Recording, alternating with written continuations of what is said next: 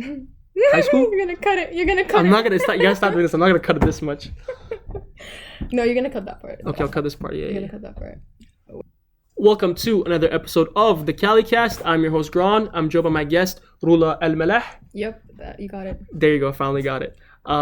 She is a tennis player. She was number 1 in under 16s tennis in the Middle Eastern Division, number 2 in under 18s, and then she was recruited to Concordia University. Yeah, for my freshman year. There you go. I'm not a freshman anymore, though. I'm a junior, so. She was recruited to play tennis. Yeah. Pretty impressive. Yeah. But how are you feeling today? How's your day so far? Alhamdulillah, it was good. It was good? Yeah, I came to after class right away to do this, so we'll see how it goes. Hopefully well. Inshallah. To play tennis like that, at that high level, yeah, to get that much achievement, what are the struggles that you face, especially as a hijabi? Or did you wear hijab when you were doing the tennis, before at least? So I wore hijab when I was around 14 years old. Mm-hmm. In Middle East, which is like a desert, freaking hot. But to play tennis, first of all, you had to dedicate a lot of time, sacrifice a lot of hangouts with friends. Mm-hmm. Also be treated in a different way, especially like from parents. Because how do I say that? My dad was kind of like hard on me compared to other kids. Because, he wants the best for his kids. But I think it had a lot of like mental impact on me growing up. That you always want to achieve the best. Yeah, exactly. In every aspect, or just tennis specifically? I think in everything, actually. It's like if you don't get the highest grade, if you don't get the best. Yeah, he was always like, oh, you have to do this, you have to do this, you have to do this. But eventually, as I started growing up, he was like, okay, I need to calm down. Yeah. You took that to the extreme. Yeah, he took it to kind of an extreme. But, I mean, he helped me get to the place that I was when I was like 16 and 18 growing up, so I can get recruited later on in the tennis journey. It wasn't hard. It was so hard. What am I saying? No, you're fine. So you were over there to get recognized by American University. Yeah. Is that difficult there? Is that a known thing, or is that? So as I played over there, you don't really get known. But then I decided to take it more serious. So my dad kind of helped me like with financial. So he paid for my ticket, and I came to a summer camp here in California. So I can get into the recruitment process, so coaches can discover me. And how does that process look? It was hard. I actually came here when I was 16 at first as a tourist. I wasn't born here. And they... Sorry for that little break. We'll continue where we left off. So I came here when I was 16 as a tourist at first. Okay. And I came here for a tennis camp. Also so coaches can see my game and how I play. And also to know the requirements as an athlete, just to get recruited for college tennis. And I'm guessing you faced a lot of culture shock, like coming straight out of there, completely different environment. Yeah, so I wasn't in college then, but I was high school. You're gonna cut it. I'm not gonna stop. You gotta stop doing this. I'm not gonna cut it this much. No, you're gonna cut that part. Okay, I'll cut this part. Yeah, you're gonna cut that part. Wait, what do I say? So you came here, culture shock. That's where we were. Okay, so I had a very bad culture shock just because I was in a Muslim country. I was used to seeing stuff in a different way when I came here. Like here, people would smoke marijuana. Okay, yeah. I mean, California. It's kind of like what people do. Like there's a lot of stuff you don't see. There's alcohol around you all the time. I don't see that around. And so when I came here, people were doing it normally. And, opposite genders together all the time, close in public. And I'm like, Mom, is that normal? And then she was like, just cover your eyes. And they actually took us on a vacation to Vegas. Okay. And my mom's like, if you see anything bad, just cover your eyes. And I'm like, it's Vegas. It's, like, yeah. what do you want me to do there? Like, that's everything is not haram there. So. There's actually a masjid on the Vegas Strip. MashaAllah. What is that? Who put it there? I guess you're saying you just go ask for forgiveness. Easy. Anyway, so culture shock. What was the biggest thing the behaviors of people, I feel like, because you were younger especially. Yeah. You saw a different world. You came from a place that was segregated. Came from a place where people wore hijab. People prayed. Yeah. People didn't do that stuff. I'm guessing as openly.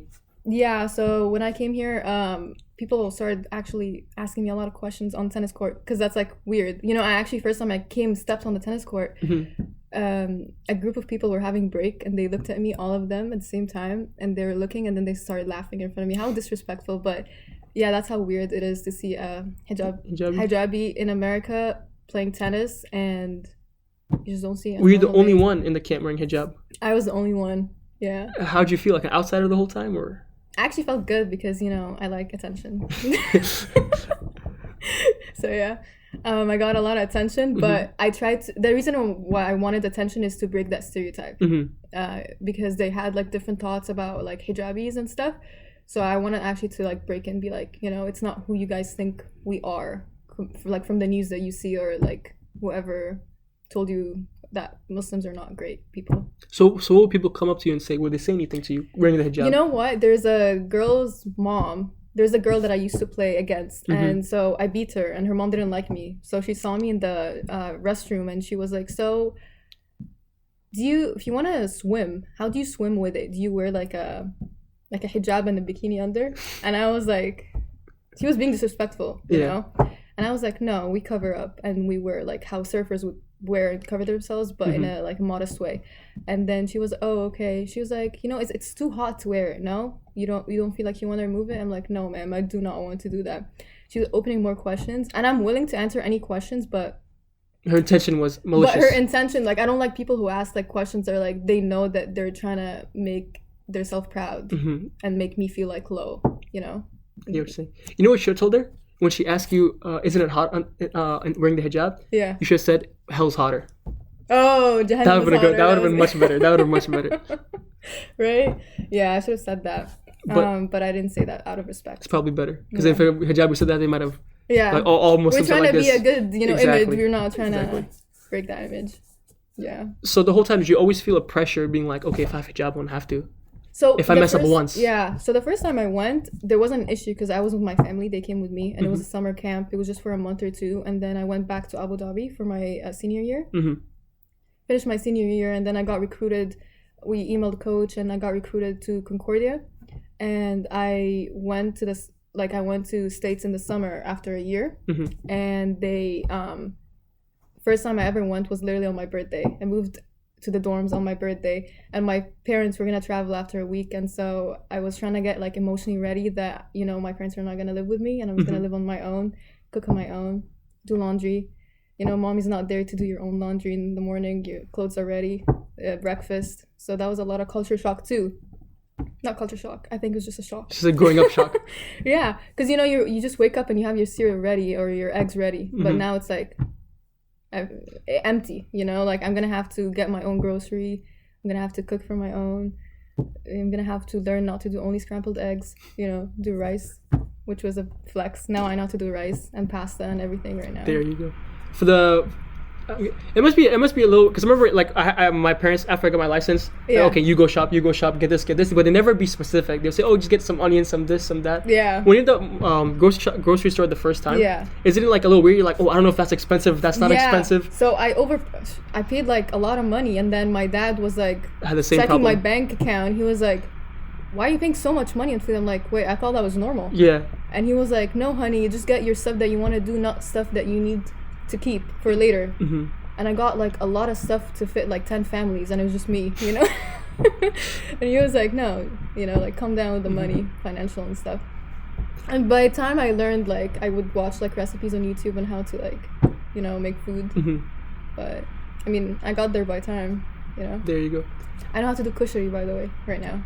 So whatever that is. It's an Egyptian dish, so. You're Egyptian? Yeah, I'm Egyptian. Okay. Oh, we didn't mention that. But you played in Abu Dhabi. So I was born in Egypt, lived there until I was 5 years old, and then moved to Abu Dhabi from 5 to like 16, 17. So you moved around a lot? Yes. I was never in a stable home. It's always like you're just ready to move and start again? Yeah, I'm used to not like having a home. Like when someone tells me where you from, I just be like, I'm from Egypt, but I lived here, but then I moved here, you know. Like when I go to Egypt, I don't even feel like it's home, as bad as it sounds, because like I feel like I'm different from Egyptians and they don't relate to me and I don't relate to them, just because I didn't live there, and I feel like my mind's kind of different from how they think. Even tennis, you know, when I tell people that I play tennis in Egypt and stuff, and they know, you know, that I got recruited to play, they weren't actually supporting that at first, because it's like, oh, you're a girl, how can you move out and leave your family and just play tennis? Speaking of like family and stuff, like how they weren't supportive, my dad actually wasn't very supportive at first. No, he supported me playing, but he didn't support me moving out and playing on my own. Because, into a completely different country. Yeah, because they wouldn't come here and live with me, just because like they're from. Do they work there? Is that one? Yeah, they're not citizens here. I would come here on a student visa, so I'm an international student. It's not like I'm a citizen here. Inshallah, one day I'll have a citizen. There you go. But back to the topic of the hijab. When you came here and people were seeing you for the first time, you were playing tennis. Oh yeah. Especially during school, how did that go? Because isn't Concordia a Christian school? Yes, Concordia. The irony, it's a Christian school, and I'm a Muslim. You know, obviously. Well, we hope. Yeah, alhamdulillah, I am a Muslim. But I mean, like over there, I was a Muslim, and they were all like Christians. There was a majority of international students, but they weren't really like diverse mind wise. Like they were kind of like the other people, you know, like, Europeans basically. Yeah, Europeans. This is white people. Yeah, I was probably the only hijabi on campus. I only knew one that would commute on and off, but you know, like it was weird for them. And I made friends. I'm an extrovert, so I can make friends. But when I meet friends over there, by time they told me, "Oh my God, like, how can you be like that?" You know, like when they got to know me, when they became like more relaxed and comfortable around me. You laugh? Oh, it's like, oh my God. You smile? You have fun? You don't blow up every 5 seconds? Oh my God, my bun's gonna explode right now, you guys, run away. No. Like, they would always, like, act, like, so surprised. Or, like, oh my God, you do that? I'm like, yeah. Oh my God, you're on the tennis team? That's cool. We've never seen that before. And, like, I would always be like, why do people have those stereotypes? But then I noticed because of the news that they watch. And I figured out that they actually they watch, like, biased news all the time. That's why they all have the same, like, mindset, you know? But that's what we're trying to do, is break that stereotype. There you go. That's the point. Yeah, that's the topic that we should talk about, actually. Well, that's what we're going to get into through the hijab. Okay. Through the tennis. Okay. Because, and even in school, when people were telling, oh, you do that, was there anything specific? Like, anybody came up to you more sincerely, asked about the hijab, asked about that? Yes, there was a student that was doing an Islamic research, Christian student, and he used me as a research project. He was like, excuse me, ma'am, on campus, and I was like, yeah. He was like, can I use you for my project? He's like, you're Muslim, right? I'm like, yeah. I'm like, yeah, I wear a hijab and I'm Muslim, alhamdulillah. And then he was like, okay, so I have a lot of questions. And we sat in a coffee shop and he asked me a lot of questions. And he was like, wow, I didn't know Islam had a correlation with Christianity and Jewish. And I was like, that's literally why. People don't even know the religion to even judge it. But they judge it based on, like, news and, you know, how their family just, like, implement the idea on them growing up. And there was actually a story of a Jewish girl that told me, my mom told me, like, Muslim people are bad. And so when I met you, I was like, wow, you're not as bad as I thought. Later. As bad as I thought. And I was like, so I'm bad right now? And she's like, and she was like, no, like, you're actually very kind. And you helped me with my school. Like, wow, like, I'm sorry that I had that idea of you. And I was like, no, that's okay. You know, it's important that you keep learning, because by time, like, I'm not going to judge someone just based on what I hear. I need to see actions, right? And that's also what people need to start doing, is actually, like, judging people more by their actions than, you just know, be like, oh my God, ISIS and stuff like that. And a bad scenario that happened to me is I was on campus and I had a classmate that he was a Christian, but I was... Oh, in a Christian school. Yeah, okay. Obviously, but like a Christian, because there's actually atheists over there too. Okay. It's a Christian school, but you don't have to be Christian, obviously. It was good for athletics. That's why people would go there. That's why I went there, is for the athletics program. I didn't put into consideration that it wasn't diverse. That was a mistake that I did before I transferred. But growth, I learned from it. There you go. But I mean, generally in America, isn't it? I feel like if you were to move from Abu Dhabi. There you go. Yeah. If you were to move from Abu Dhabi to America, wouldn't it always be not diverse enough? I mean, unless you go to like New York, but it was actually pretty diverse. That's why my English is. Oh yeah, people would tell me my English is not as bad. I'll be like, you guys, I spoke English growing up. I practiced. You know, And even the people who come to me, they're like, oh my God, you know those jokes? You don't speak Islam? I'm like, or something like that. I'm like, it's Arabic. It's the same with me because I'm Afghan. I grew up overseas, so I moved here and I don't have an accent. Yeah. They go, how do you not have an accent? I thought you grew up here all your life. Yeah. It's like people speak more than one language outside of America. But let me go back to that guy. Mm-hmm. So he was my classmate. So I think he got comfortable by time because we worked in a group project. And so he's like, oh my God, Osama bin Laden would be proud of you or something like that. And I was like, Osama bin who? I was like, what does that have to do? Like, he kind of disrespected it as a joke. And I actually stood up for that because I was like, I'm not going to take that. Mm-hmm. Like, it doesn't mean we're friends. You can, like, be disrespectful and, like, start, like, making jokes about Allahu Akbar and stuff like that. And he was like, do you wear one of those black stuff that has, like, stuff under covered? And I was like, bro, it's an abaya. Like, why do people have a stereotype if you're an abaya, you're going to bomb the place? Like, you know what I mean? Mm-hmm. I always find that interesting because if you look at nuns, Christian school. Yeah. Nuns wear exactly what Muslims wear. Yeah. They wear the full thing. They wear a burqa but without that front part. Yeah. But there's nothing wrong with them. There's nothing. They're holy women of God. They wear a mask right now. So they basically... It's burqa. Like, but for them, they're not oppressed. They're women of religion. Jewish people wear a headscarf? Normal. You know, nuns wear a headscarf? Normal. Islam... Oh. Ya Allah. Yeah. Corruption. Yeah. But did you ever feel a lot... I'm guessing, yeah. I'm sure you felt a lot of pressure for putting on the hijab. So when I stood up to that guy, I actually complained to the dean of the school. And even though he was a classmate and I consider him a friend around, he actually apologized to me the day of, and he started telling me, I'm sorry, I didn't mean it. So you can tell, he was like, I actually think you're a great person. I was just joking, but I actually, like, you broke the stereotype. Like, later on, he told me that. I had a thought about Islam, but now I actually don't actually think that. I was just saying it because it's all, you know, news always joke about it or, you know, whatever. But as pressure, yes. Because when I was playing tennis, I was close to the tennis team, like the girls on the team. And the irony is, hopefully she doesn't watch that. The irony is she was a Muslim and she would tell me, remove your headscarf. Yeah. The Muslim one would tell me that. And so I was like, why would you tell me that? Because, you know, I was with girls, so they would see my hair sometimes. And so she was like, remove your headscarf. I think you'd look better without it. And you're going to play tennis freely. I'm like, bruh, how do you know I'm not playing tennis freely? Like, that's how I feel free, to me at least. And then she was like, no, I don't think it's... She was peer pressuring me all the time. And I felt I actually wasn't good enough by time. It was always come on and on and on. And she told me, like, I think, you know, you play tennis even better. And I start questioning, like, by time I was like, astaghfirullah, what is this? And by time she would say that in front of people, that even my other friends would be like, oh my God, why don't you just remove it?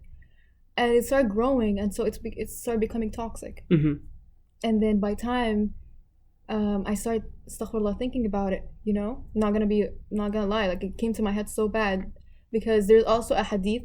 It says if you sit in an environment more than 40 days, you become one of them. Okay, I haven't heard this one. But I know, okay. But I don't know how to say it in Arabic, like in English. But I get that there's a lot of influence. There's an environment, but I'm not saying that I was gonna be one of them, that I wasn't gonna wear it. Of course. But the ideas started to change, and I was kind of like, I need to change that. You know, I started complaining a lot that I was in a toxic society, and I was actually treated bad by one of the members on the tennis team, white individual. You know, the basics, and my sister calls them unseasoned chicken. With their unseasoned chicken mentality. Do you know when you go to a white person's house, and sorry you guys, not, you know, if anyone watching this, no offense. Racist white person. Yeah, racist. You know, when you're going over at a white person's family house and you're eating a meal they made, and then you notice that it's not salty. You know, it's a correlation that you're sitting in a white house because they don't season their food. Okay. No, let's not talk about that. I don't know how Islamic this is, so let's go back. So a lot of peer pressure came from inward, not from inward as in from Muslims saying take it off, and obviously it'll have an effect on the psychology, on somebody's psyche. Yeah, it affected me mentally even when I'm playing tennis. So you started to think like, oh, I would actually play better if I had less layers. No, it made me feel my low esteem lower. I was very confident with who I was, but by time it's just people pressure, a lot of talks, a lot of bad talks. I would hear rumors about me. I would hear very bad stuff, and then I would be like, why all that for a piece of clothes? Like, I don't tell you remove your sweater and you're gonna play better, you know, like for move about like put on a sweater. Yeah, like same thing, you know. It's like your personal choice. Like, I'm not gonna go tell you do something that you don't want to do, you know. And then it affected me playing tennis. It affected my studies because there was a lot of, not only that about hijab, but there's other stuff too that they would play with your mindset. And remember, that's their goal, is to make you feel bad, is what I feel like. I feel like when people see someone doing good, they just want to ruin that. I mean, I wouldn't know, but no, you're number one. But you're number one, you know? I have to wear a hijab. Yeah. But yeah, that was kind of it. So I was like, I'm complaining a lot. I found myself complaining a lot, and I was like, well, it's not going to get better unless I take action. And then God also says, you know, he's not going to change a group of people unless they change within. So I'm like, if I'm complaining and I'm not changing something, so I need to take action. So I took an action by deciding to transfer. COVID happened, and we had the tennis season, it cut short, so we didn't play that. And I went to, I was in COVID on my own. So I lived on my own. It was kind of toxic too, just because I had no one, and so also my toxic friends would always be like, do that, and I was getting sick of that, right? So I decided to transfer. So I took more courses so I can transfer with what I have to another school. I eventually transferred and left everything behind. All the toxic people, everything. I even removed all the toxic people from social media because honestly it affected my game, my school grades, everything. And I noticed actually, alhamdulillah, after transferring, I eventually did better. You know, alhamdulillah. So would you say, I'm sure if anybody else is in the same situation, is your best thing just change environments? Even if they can't change schools, is it just changing your friends, changing your social media, deleting it maybe? Or just removing people off it? I think as a Muslim, you have to go to, you know, try to go to more masjid community and events. But for me, because I was, most of my time was on tennis court and at school, and I didn't drive then, so I didn't have a lot of Muslim connections, or I don't have like connections to, you know, be around Muslims all the time. So I didn't have a chance for that.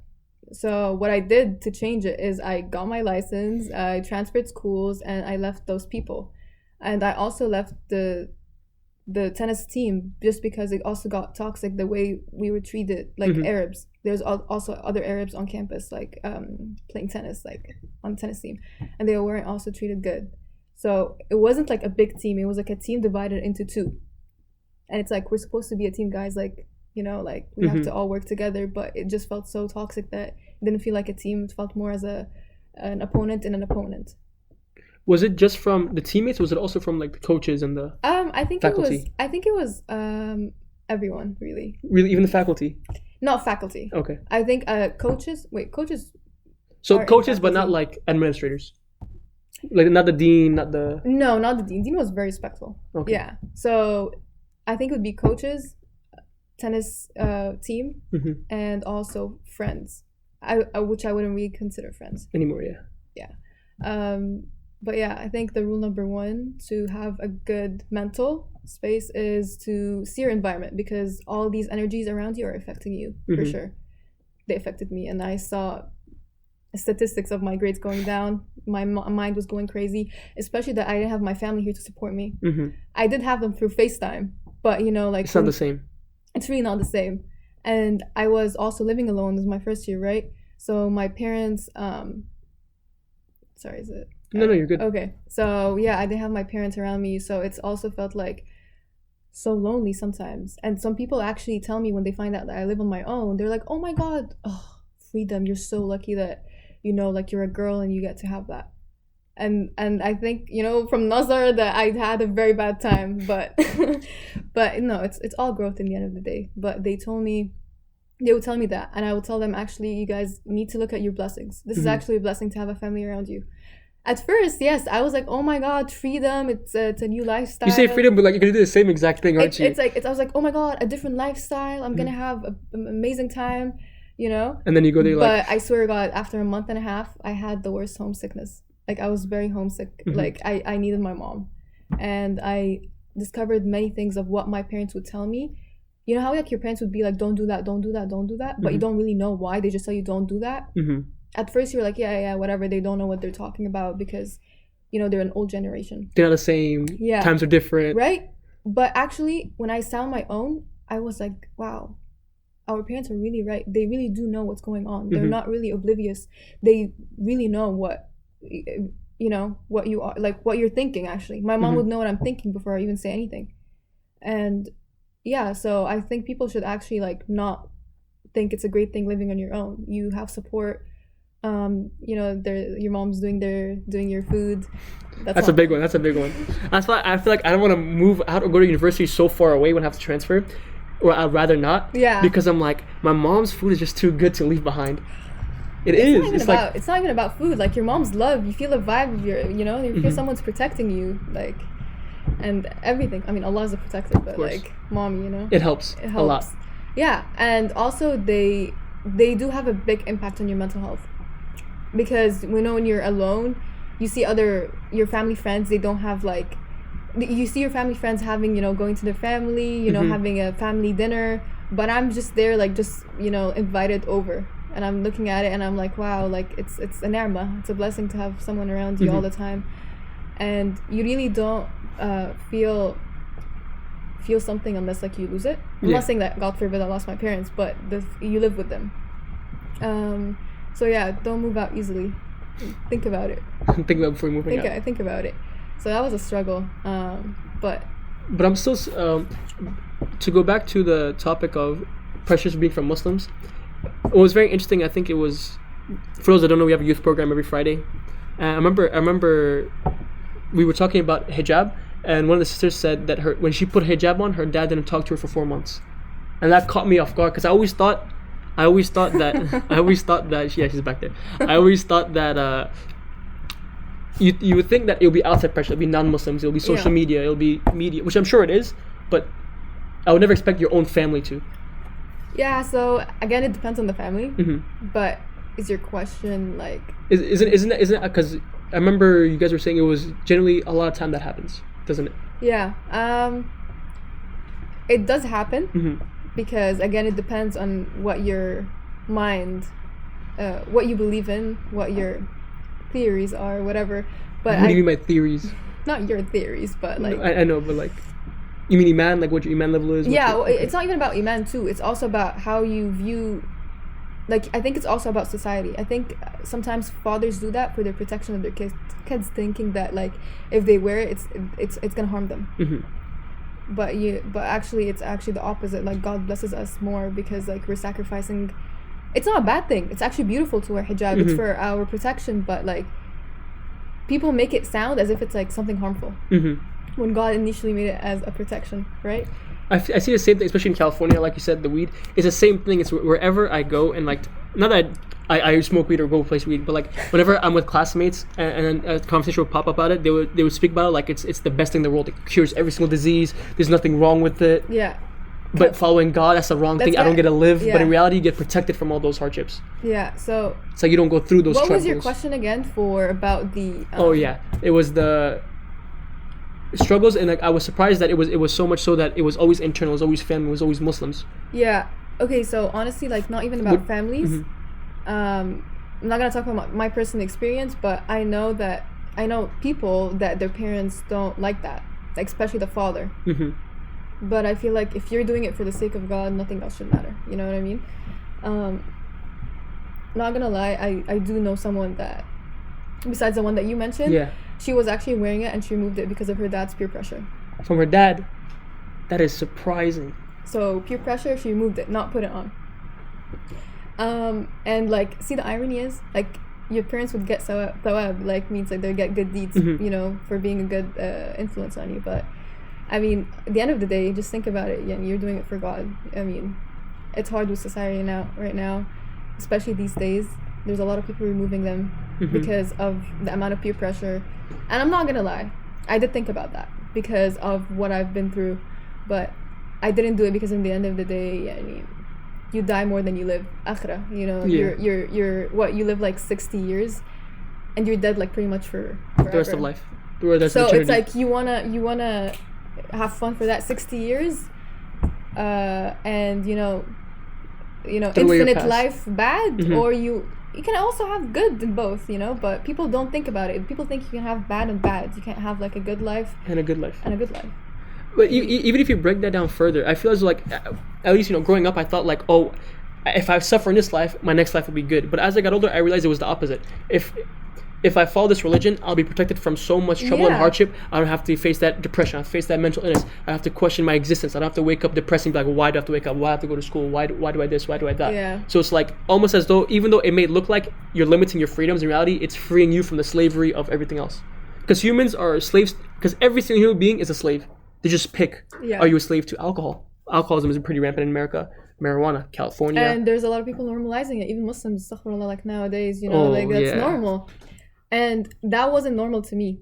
Mm-hmm. I wouldn't see alcohol around me over there. See, I was surprised. I thought like Dubai, Abu Dhabi, it'll be there are people for sure that do that, but I wasn't around them. Okay. Now, when I came to school, that was normal. You would see people having alcohol in the dorms. In the bathrooms. And everywhere. Literally everywhere. And I would tell my roommates, you guys, I don't want guys in the house. Mm-hmm. Alcohol, I don't want to see in the house. Like, you can do it, whatever, outside. It's not my issue.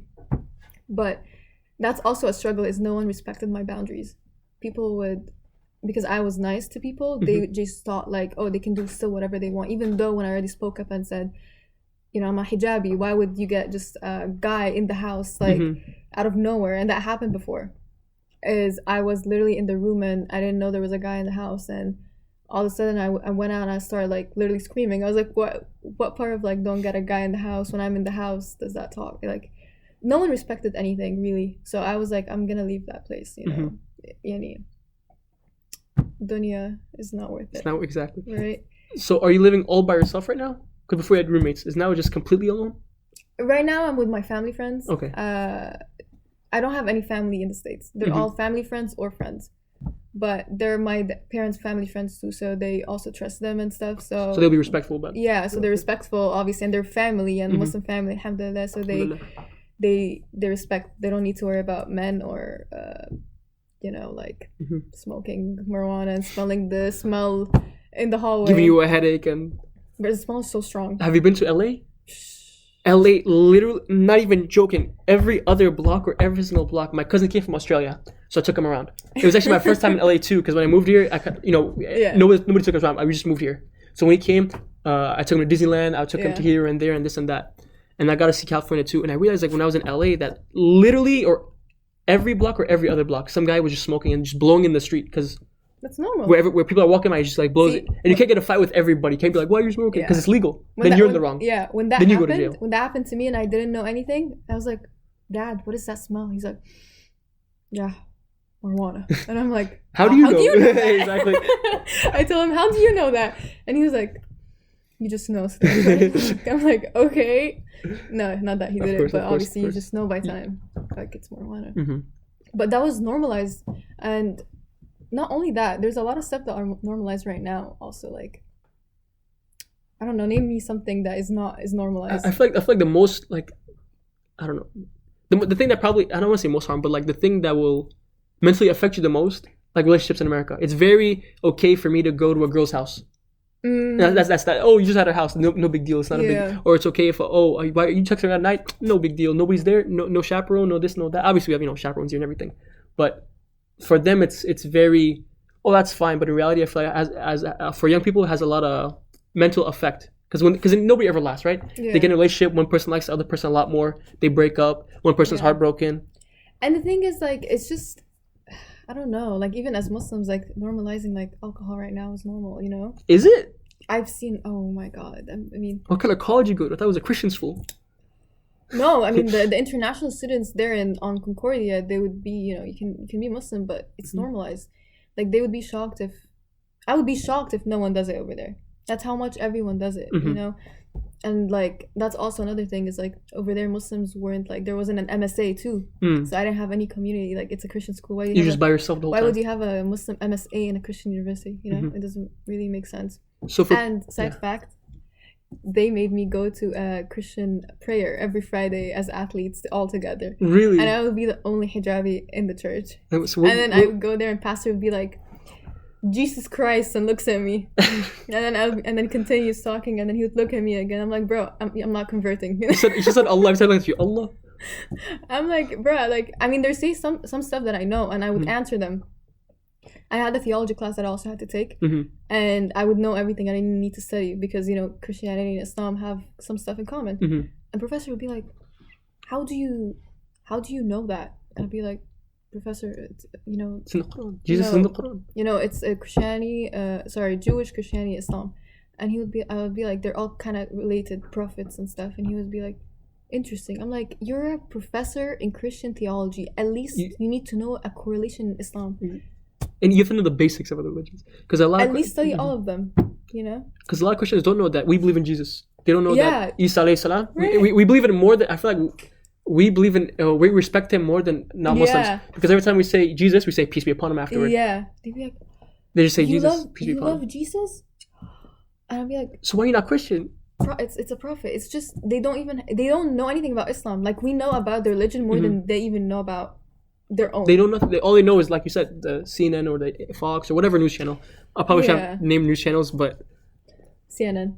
I mean, it doesn't matter what you name. I feel like it's all of them, all the U.S. media. It doesn't matter. It's all of them. It's always that same agenda, the same scenario. Just Islam is bad. Mm-hmm. Here's some drugs. Islam is bad. Here's some alcohol. Islam is bad. Here's how you should wear your headscarf. Remove it, or you know. Exactly. So, which I find fascinating. Like, I was like, you know, because I was thinking, you know, we all go to school here, we're all educated. America has a really good education system. I would expect a lot more percentage of people to be like, wait a minute, why is it that when Muslims cover, we say there's a not restricted, what's the word? Oppressed. But then when I see a car commercial and there's half naked women, why are they not oppressed? Yeah, I mean, because they're not wearing anything. That's what in their idea, that's liberalism, but in reality, it's like, oh, you're freeing the woman, you're doing this, but I feel like it's like, no, you're objectifying her even more. Yeah. Everyone that I knew, they thought that on campus, they thought I was oppressed to wear it. Mm-hmm. And I would be like, why do you think that? And they're like, because why would you cover it? It's very hot. Why are you doing that? I'm like, at least I'm sacrificing my yes, it's hot, but I mean, like, obviously Jahannam is yeah, hotter. exactly. But I actually got used to it. Like, Abu Dhabi's like over 100 all the time. And so that was like nothing to me. Like, I feel like people, I wouldn't even complain in practice. Everyone would wear like tank tops, skirts, and be like, oh my God, it's so hot. And then they all look at me one time with, like, at the same time, they're like, aren't you hot? I'll be like, no, I'm not. I'm used to it. Like, it's not really a struggle, alhamdulillah. And I think God also helps you. Mm-hmm. God helps you, like, with this. Like, it feels like he's cooling your headscarf. I know it sounds like weird, but, you know, like, God really helps you. Because, you know, you're sacrificing everything. And, like, it's not even a sacrifice, wallahi. Like, I don't think it's a sacrifice. I think it's a great thing that we're doing. Did I play with the mic? No, okay. The mic's good. But yeah, that's with it. And I feel like also social media has a big impact on hijabis. Talk about it. Tell me your thoughts on social media and this and that. Go. As a hijabi. Okay, so I love fashion. Okay. I mean, as y'all see, I love, you know, like eruditeness. Like, yeah, like, I love fashion. I love, like, you can still be a hijabi and you can do a lot of fashion. You can look modest and you can make it look amazing. But, and here's the but, I feel like by time hijab, the real hijab is fading away. Because I don't want to, like, get what is the word? I don't want to talk about politics, but I feel like, but go for it. So it gets the views. The more angry they are, the more views I get. Right. So I feel like there's people that are not Muslim that kind of are. I don't know if that's true, but I saw something the other day, and I can show you later. What do you mean by kind of are? So you're not Muslim, but they kind of are. What do you mean by that? So, like, I don't want to say it's Jews that do that, but I feel like there is a group of people that are trying to, obviously Islamophobia, but they're trying to convey Islam in a bad way. Oh yeah, no doubt. Yeah, but not that way, but like the way, like, Muslim women should wear this. Okay, you probably shouldn't say Jews because I'm not getting a picture over that. But a group of people from whatever religion, whatever background. Yeah, I mean, okay, that's because to be fair, it's from every background. Let's not get into that. Yeah, no, but to be fair, it's from every background. But by time, like, hijab, you know, you're supposed to cover in a certain way, right? But like social media, let's go to social media. Like, the way that females are wearing their hijabs right now is normalized. Like, you can see a hijabi not covered here at all. Literally not covered here at all. Like, literally even chest. Let's not talk. So is that why the woman said you have a scarf on but only bikini? Yeah, like it's, I don't know, but it's not like covered in the right way, which is making the real hijab like fade away. I'm not saying I'm perfect and I cover like 100% like amazingly, like burqa and everything. No. But I think that has to do with like social media, because the way that models would wear hijab, or maybe even who pays her, tells her to wear in that certain way, is influencing us. It's making us like insecure, and it's making us feel like, oh, that's the right way, we should wear hijab. You know, like the styles, like wearing like skinny jeans or skinny stuff, like making it so tight, like, oh, you can wear hijab but you can still, you know, like show your figure. Yeah, so they would be so pretty models and everything, and so you look up to them and you're like, oh, let me cover this, try this trend, try this style, but by time you're just going out of context. So it's like a domino effect. It's just like, this is not haram, but it's a little tighter. Normalizing stuff that aren't supposed to be normalized, really. But I mean, that has a lot of impact on you, and not only like hijab models would do that, but like even non-hijabis, like the way they wear, that it makes you feel insecure sometimes, like, oh, like her face or her makeup looks amazing, I wish I could be like that. I think it's just on even guys. I think not only girls, but I feel like mostly girls would feel insecure about stuff like that. So yeah, like talking about social media, I personally unfollowed like people that would make me feel like that way, because I know everyone has an insecurity. So I think like the only way, it's not like just to remove social media. You can't just run away. You can see social media, and you know, even if you run away from it, it's still gonna be around. Yeah. But it's important to also like see your environment and who you follow, because it can. Are you following Mufti Menk, or are you following like Kim Kardashian? Right. But yeah, I think you should follow like people who you look up to more than comparing yourself all the time. You're scrolling and then you feel down. You're like, oh, look at that. Look at what that person is doing, and you're like, oh, I wish I was like them. I wish I was like them. And so you get stuck mentally, and it affects your appearance. And because like, oh, I don't actually live like that. But in reality, it's like those women that you talk about on social media. I'm sure guys too nowadays, because they're feminine as hell. Yeah. In reality, it's like they actually don't look like that in real life. I remember watching a YouTube video of a professional, like, you know, editor, and you go, I'll make these realistic. So see this person, you see, it'll zoom, I'll really zoom in and be like, you see that? They made their waist thinner because the background, because the door handle is not really, and it will show them, and then they'll just look like a normal person, or that's makeup, they did this, they did that. Yeah, don't trust everything you see on the social media, and it took me a while to especially nowadays, that pill. not even models, it's just regular people that have nothing to do with fashion will edit their pictures to look in a way that's literally unrealistic. They don't look like that. And then that would make them feel bad because, oh, I don't look like that. In real life, I look bad. And then you see them in real life and you're like, wow, I don't... How was that insecure? Catfishing or something. Yeah, it is. It is. Yeah. And actually, you know, also what makes girls sometimes insecure too? What is it called? Filters. You know those filters? Makeup filters? Like the dog ears? I don't know if you know. Rudaina. You know those filters I'm talking about?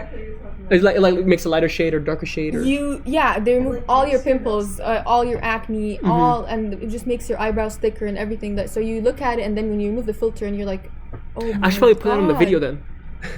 No? Because I'm always here every single week, and some weeks I'm like, oh, I have a little thing here. I have, like right now, I have like a little pimple, 2 pimples right here. You guys, we're human beings. Like, it's normal. It took me a while to actually accept it. Like, you know, like... She knows to highlight real people's lives, not their actual lives. Also, like, face, like, sometimes people just, like, you know, like, edit their face, like, not having any pimples. Like, guys, I have a pimple here. Yeah. It's fine. I mean, we're all humans. We're not built Nobody's to be perfect. Nobody's perfect. But yeah, I mean, social media is affecting it. Obviously, also there's charge the battery. We have well towards the end anyway, so we'll be fine. Yeah, but yeah, I think we should be careful of who we follow. So, I guess to wrap it up, since we have a little battery. We have to wrap it up. Yeah. If people are in your situation, hijabi girls, especially if they're younger, or you know they think of putting on a hijab, but they're afraid of pressures and this and that. What's your honest advice to them? Well, there's so much to talk about, especially like outfits, finding outfits to wear when you want to work out or go to the gym. And also there's also mental talks about, you know, how you can like face like people that are peer pressuring you, whether it's your father or your friends or the environment around you. But all I gotta say, even social media, it's every single angle, huh? There's a lot. But to wrap it up, I think we should always look at our environment. Check it all the time. Like, is that person helping me be better, or is he putting me down? And I think you should. It's hard, but I think you should stop like cutting off those people, even if you say they're your friends. Even if you'd rather be on your own. Sorry, if you want to be on your own, it's better than being around those environments. Like I'm an extrovert. I had to cut off like literally like 60% of my friends the past year, and it sounds bad, but you know, you'd rather be on your own than having a toxic environment. I think there's a hadith on that. It's like having a bad friend is like a blacksmith. Not that blacksmith thing is bad, but like when you're around a blacksmith, you know, they're ironing everything. You come out smoky and dirty and this and that. Yeah. But having good friends is like somebody that sells perfume. Yeah. So it's like positive and positive. So it's like even if you don't do bad, even if you're around the blacksmith, you're not blacksmithing. You're around bad people, you don't do bad, it'll still get on you. You're subconsciously being something that you're not unaware of. So just unfollow those people that make you feel bad about yourself, and you're gonna feel great. Open Instagram not as much as you want. That's probably not a good idea. But seeing stuff that is not gonna put you down, it's gonna push you forward. And that's what you should use social media for, to push you, not to put you down. But people are unaware sometimes that it pushes them down without them knowing. So yeah, be careful of your environment. So take a step back, look at your environment, make sure it's and then we'll toxic. Talk about later about scarves and what you can wear and stuff like later. That. Okay. Later. Next podcast. There you go. Inshallah. Okay. I guess that wraps it up. Thank you so much for watching. Assalamu alaikum.